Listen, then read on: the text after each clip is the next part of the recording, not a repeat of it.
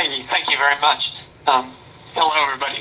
I appreciate you taking the time to call in today. And before I get into the guts of what I'll speak to today, I do wish to take this opportunity to thank this company for everything they've done for me. I've been here for, it'll be 30 years in August, and the company's been nothing but supportive. And even more specifically, my team is the greatest group of people you could ever imagine working with. So I'm appreciative. And lastly, but most importantly, is my wife, because she is absolutely my rock, and what she's done for me through the years. So in preparing for today's presentation, I was Googling some things, and one of the things I ran across was that a large swath of people feel that two things they fear more than death are going blind and public speaking. So in a way, I feel like I'm tempting fate a little bit by constantly giving talks like this. But I have given talks similar to this one a number of times through the years. It's to quite a variety of groups, actually. I've presented to students ranging from grade school kids, high schoolers, college students. I spoke to a home for troubled teens once, and I've given 2 keynote addresses, and I even had the opportunity and the privilege to speak to the FDA in Washington, D.C. And I tell my story because I truly do believe that there are some positive takeaways from some of the things I've experienced in the 28 years since I was told I was going to be blind. And trust me when I say you'll learn more from my mistakes than you will from any of my accomplishments. But maybe a good way to start is just to give some general facts about blindness, starting with the definition of legal blindness. A person is legally blind when their best corrected vision, meaning with their glasses on, meets one of 2 of the following criteria. Either their visual acuity is less than 2200, or their visual field is less than 20 degrees. And 2200 means that a blind person has to be within 20 feet to see something, where a normal person can see it at like 200 feet. The 20 degree visual field is the periphery. So it's what you see like from ear to ear. So normal people see about 110 degrees from ear to ear or so, and about 80, 90 degrees up and down. My acuity is around 20, 25-ish, so I don't meet that criteria, but my visual field from left to right is only about 1 degree. So another question I get asked a lot is, what do blind people see? And most people think that blind people see dark, kind of like when you shut the lights out at night. But it's actually not like that. It's more, what I tell people, it's more like what you see out of your foot, or what do you see out of the back of your head. You don't see dark. You just see nothing. That's what blindness is more like. So, and then the last general topic I'll mention is what I like to call the superpower myth. Movies like to show blind people with all these special senses to thwart evil or do miraculous things, and obviously none of that's true. The other senses don't actually get stronger, but what really does happen is that in the absence of one sense, people just tend to focus on the others, but there's no real physiological change happening. So, now more specifically about my disease, I suffer from a condition known as choroideremia. It's CHM for short. It's a genetic disorder on the X chromosome. So if you go back to your biology days, since males are made up of one X and one Y, and the X is the one that has the defect, males go blind from choroideremia. Females, on the other hand, have 2 X chromosomes. So when they have choroideremia, the defect is only on one of the chromosomes. So they typically only suffer from some night blindness, but that's about all. So they don't typically go blind from it. Choroideremia qualifies as what's called an orphan disease, and I want to give you the formal definition of an orphan disease because it's important. An orphan disease is one that has not been adopted by the pharmaceutical industry because it provides little financial incentive for the private sector, or it's a disease that affects fewer than 200,000 people. So it's estimated that choroideremia affects between 6,000 and 7,000 people in the United States, so we actually meet both of those criteria for an orphan disease. Interestingly, though, choroideremia passes to our offsprings at a 50% rate. So what this means is that the chances of any individual having choroideremia is extremely rare. It's like less than 0.00001. But if choroideremia is in your family, it riddles that family with it. So half your offsprings will have it. My grandmother had choroideremia, my mother, my sister, her son, and we think her daughter all have it. But again, only males go blind from it, while both males and females pass it on at that 50% rate. So my choroideremia story actually begins here at Swiss Re. At the age of 23, I just finished some pretty hectic college years because I had to work full-time. And I graduated with a bachelor's and a master's in mathematics, and I was immediately hired here at then ERC as an actuarial student. And aside from studying for actuarial exams, life was great at this time. I was on my own in a new city, and had a little money in my pocket for the first time in my life. And I felt that I had the beginnings of a great career starting. And a few years after that, I met my future wife, Julie. It was kind of a time in my life when I felt that all the hard work I'd put in had paid off, and I was starting to reap life's rewards a little bit. Well, that feeling didn't last very long, because soon after I started having frequent visual mishaps, and I was like knocking over stands and stores and regularly bumping into people while walking. I was having a lot of near-miss car accidents. I enjoyed playing sports, and I remember playing basketball that the ball was regularly coming off the rim and just hitting me in the head. Or while I was playing tennis, I struggled to find the ball on the ground, even though it was close enough to touch. It was a time that I was very confused. But after a series of medical visits, I finally found an ophthalmologist who diagnosed me with choroideremia. And he described choroideremia that the significant vision loss begins somewhere in your mid-20s, starting in your mid-periphery, and it works its way both in and out en route to complete blindness sometime before you hit your late 50s. And, obviously I was shocked and started pleading with him. I said, this can't be happening to me. Science will solve this, right? They'll find a cure before I actually go blind.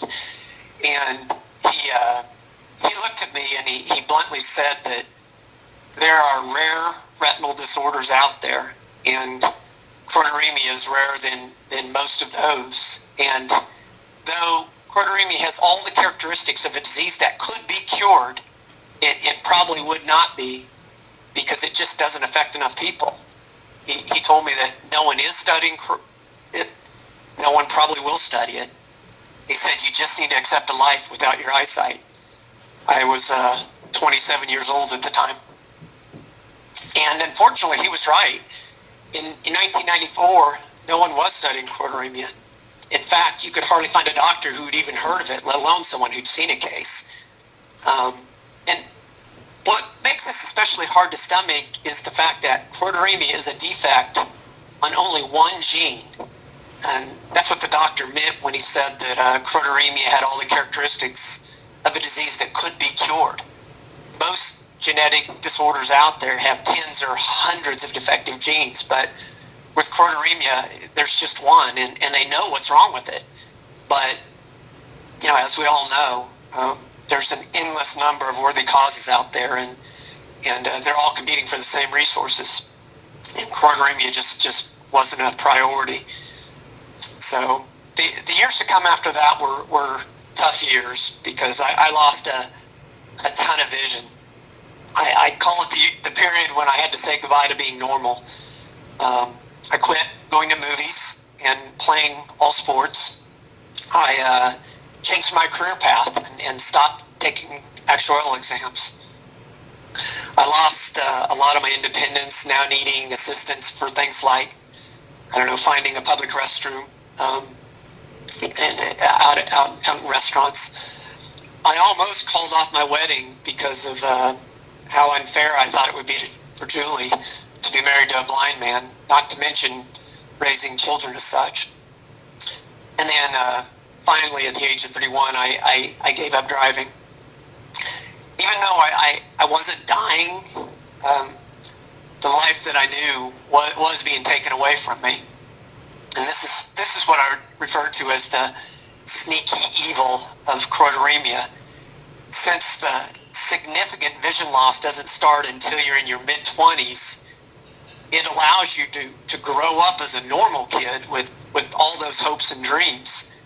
And right when you start your new life as an adult, it starts ripping all that away, and you have to start over. And you have to learn how to live life as a blind man. But regardless, I tried to live a normal life. I did get married and had 2 beautiful boys, and I was doing my best to appear to be happy and to be a good husband and father. But I'll be honest, inside, my depression and my anger just grew and grew. Choroideremia, it kind of toys with you because I still had enough vision to see what other fathers could do with their sons and how wonderful a normal life could be, and yet I couldn't even manage some basic human functions by myself. When my boys were young, I couldn't even be left alone with them in public places because I couldn't keep them safe. And I know it wasn't just my life being affected. Julie's life was taking a huge hit as well, as were my sons.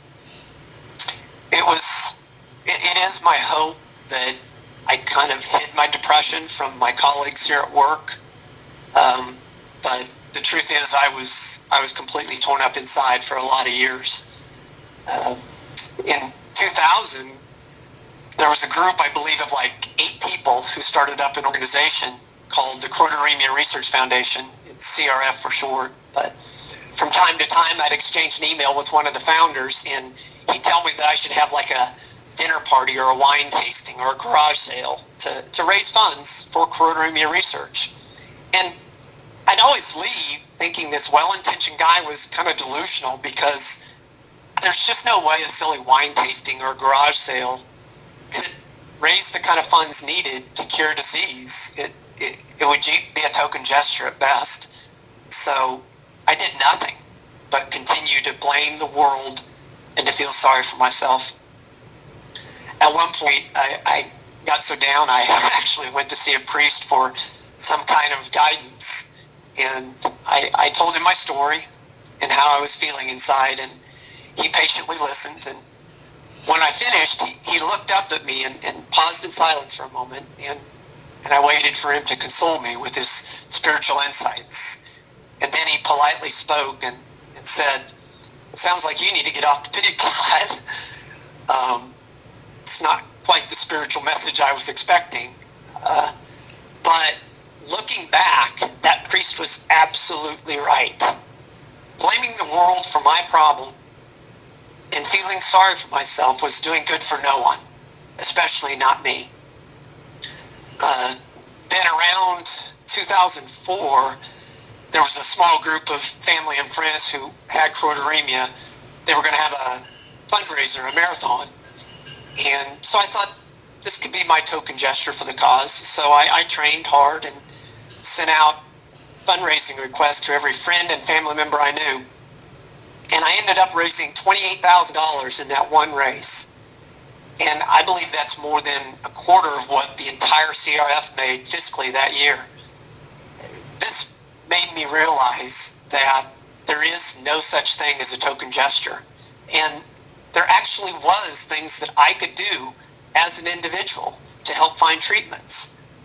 So I spent the next 9 years training and running in 10 marathons, all in an effort to raise as much money and awareness for choroideremia as I could.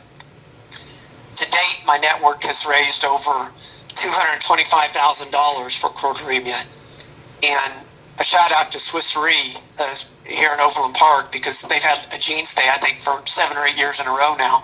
That's a portion of that $225,000. So I'm very grateful. Another benefit of taking on individual efforts is that they're contagious. I've had numerous people come up to me and tell me that my marathons inspired them to have their own fundraisers. Some of you might remember the campaign I did back in 2014 when I was trying to run 4 marathons in 5 weeks. When others found out what I was trying to do, they jumped on board, and collectively we raised over $100,000 in that one event. In addition to fundraising, I joined the board of the CRF in 2012 and later the executive committee as the second vice president, a position I held for 8 years. In the CRF, the executive committee and like 1 or 2 other people did almost everything for the organization. So I spent all my free time I had in evenings and weekends on issues CRF related. I had to be well versed on all the sciences behind choroideremia to understand possible relevant treatments. So I was constantly reading up on ugly medical journals or different proposal requests. On the regulatory front, the CRF was trying to get the FDA to change their endpoints that they planned on using in the upcoming clinical trials, as well as we were trying to lobby them to categorize choroideremia as one of their expedited programs. So I was studying up on the various programs like Fast Track and Breakthrough Therapies. One area within the CRF that I struggled with is keeping track of all the key players involved.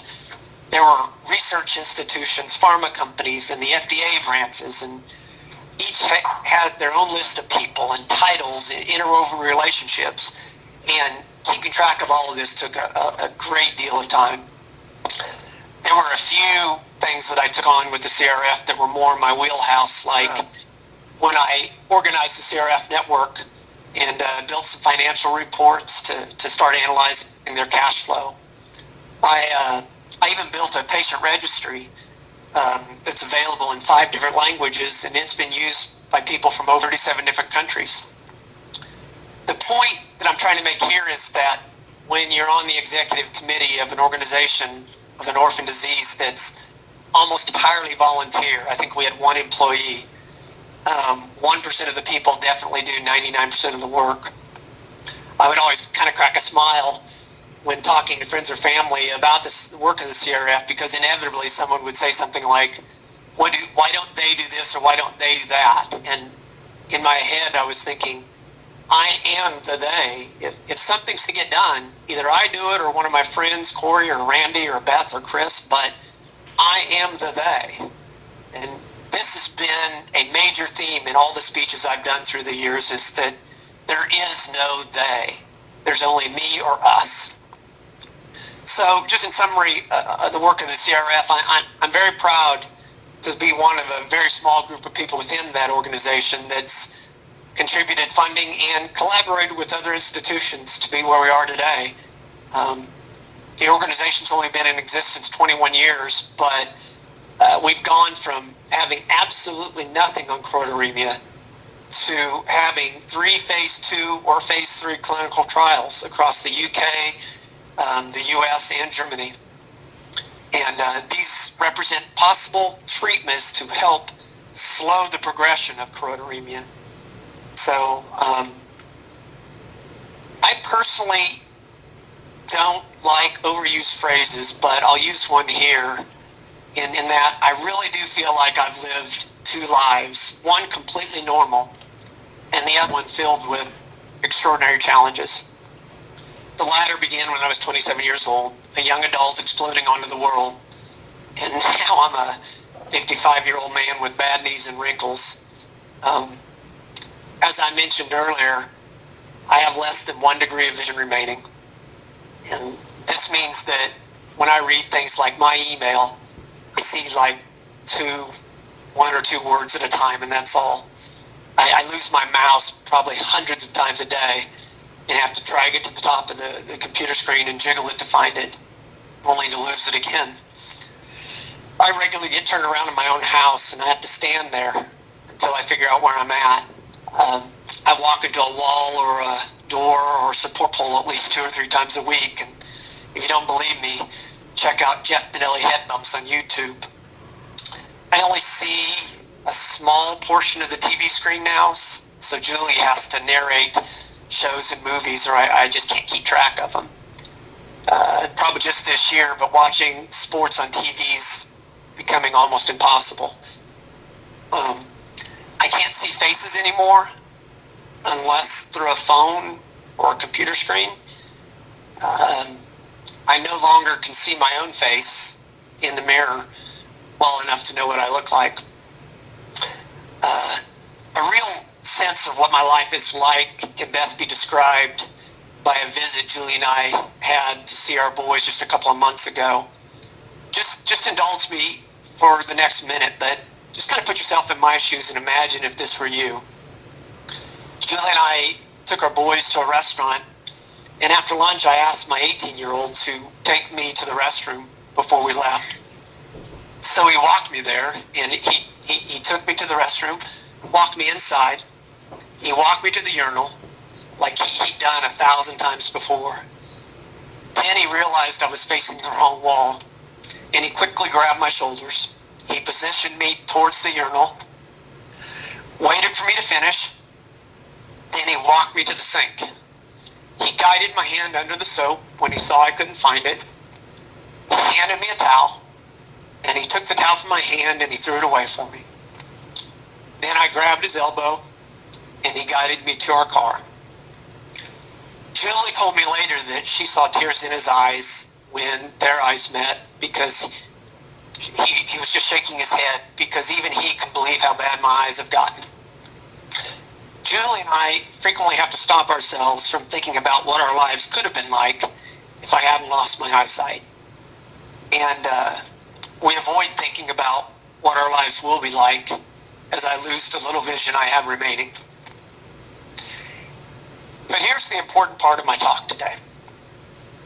Given the endless list of all that I'm unable to do currently, and all the experiences I've missed, and combine that with the knowledge that my disease could have been cured possibly decades ago if it were made a priority, given all that, I can honestly say that I'm mad at no one, and I blame no one. I realize that my successes and my failures and how I cope with them are all on me and no one else. I have good days and bad days, but no matter what, I wake up every morning with a positive attitude and a list of things that I'm going to try to tackle that day. And in doing this, I know that I'm not a victim to this disease, nor do I cast blame on any vague group that didn't cure my disease in time to help me. Self-sympathy and blame help no one and accomplish nothing. Once I realized all this, I was on the road to a better life. And in closing, I'll quote an author in a book I read this past year that said that you cannot help people who have not taken their own personal initiative. And I can rest easy at night knowing that I've done that, and I'm a better person because of it, and hopefully I've benefited others as well. I want to thank everybody for your time and listening. Thank you.